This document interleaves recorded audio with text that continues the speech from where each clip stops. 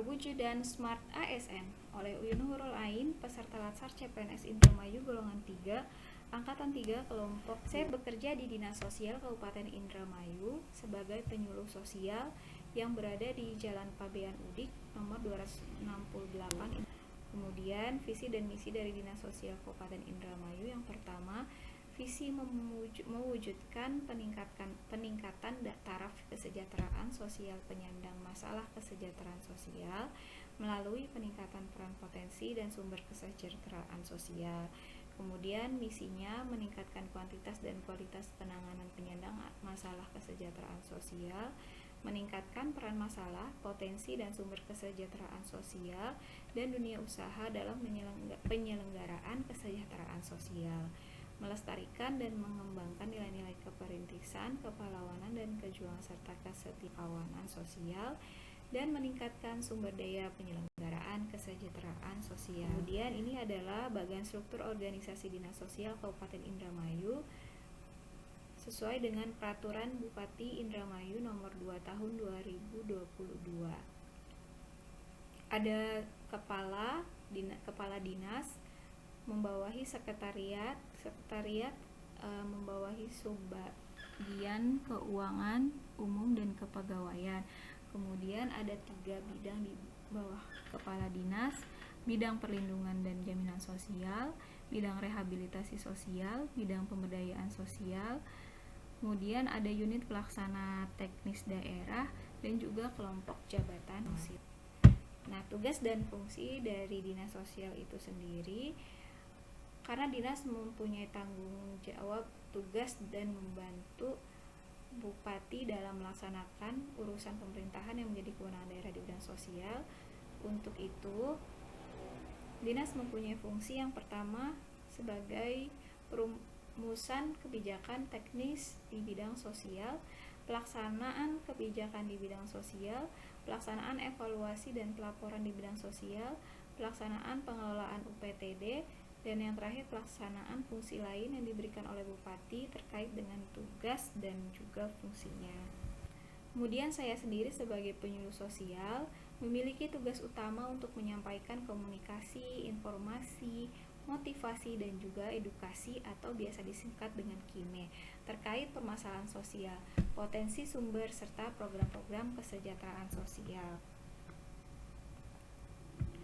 Dan penyuluh sosial sendiri adalah jabatan yang mempunyai ruang lingkup, tugas, tanggung jawab, dan wewenang untuk melakukan kegiatan penyuluhan bidang pembangunan kesejahteraan sosial yang diduduki oleh PNS dengan hak dan kewajiban yang diberikan secara penuh oleh pejabat yang berwenang.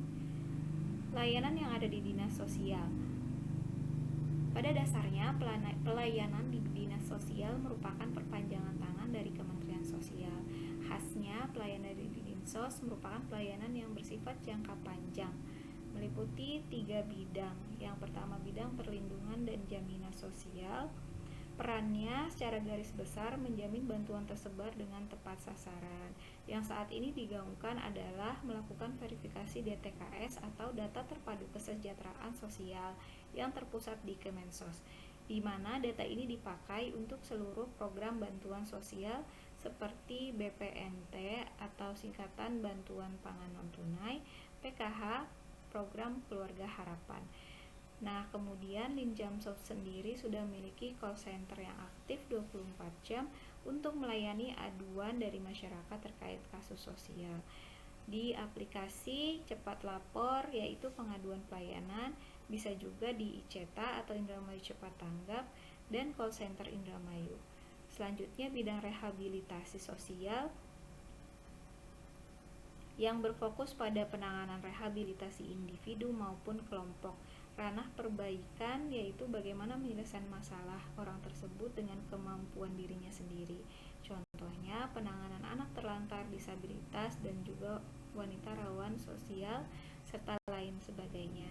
Dan yang terakhir, bidang pemberdayaan sosial mengenai sumber daya manusia.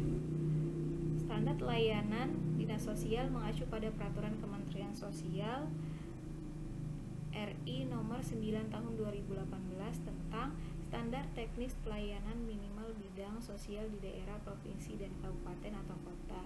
Kemudian PM bidang urusan sosial sendiri mencakup 5 pelayanan dasar.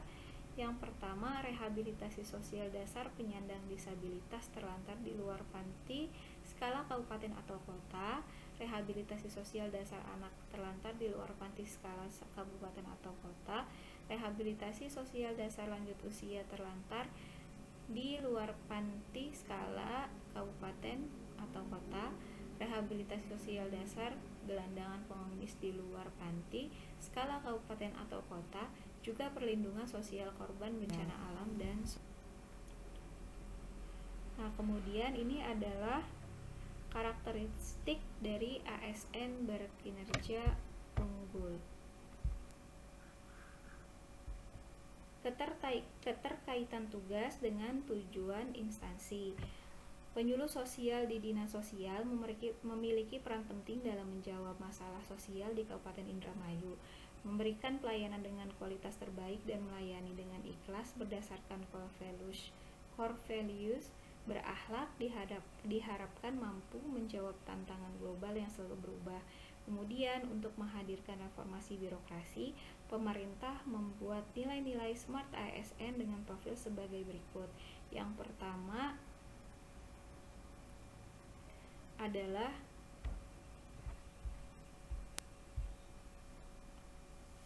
memiliki karakter yang integritas.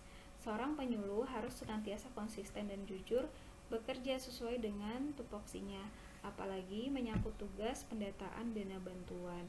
Kemudian karakter yang kedua harus memiliki nilai nasionalisme, bagaimana meningkatkan cinta tanah air. Tentunya sebagai ASN bekerja demi melayani bangsa dan tidak membeda-bedakan pemberian bantuan dan pelayanan berdasarkan latar belakangnya. Yang ketiga yaitu networking.